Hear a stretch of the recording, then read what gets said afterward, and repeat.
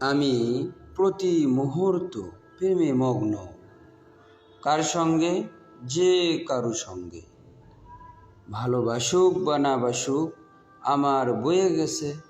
হ্যাঁ, কারো সঙ্গে কিছু করতে চাইলে তারও ইচ্ছে থাকাটা দরকার হয়, কিন্তু আপনার কারুর সাথে কোনো কাজ নেই, এজন্য তারা হয়তো অনিচ্ছুক, কিন্তু তবুও এখানে বসে তাদের ভালোবাসতে পারেন।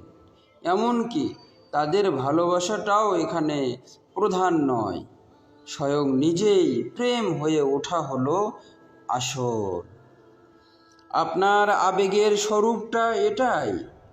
আপনি দেখবেন, যখন মানুষ প্রেমে পড়ে তারা ঘুমোতে যান মুখে হাসি নিয়ে।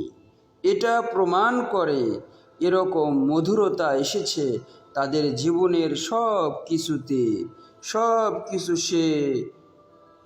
সব কিছুকে হাসি খুশি উজ্জ্বল দেখায়।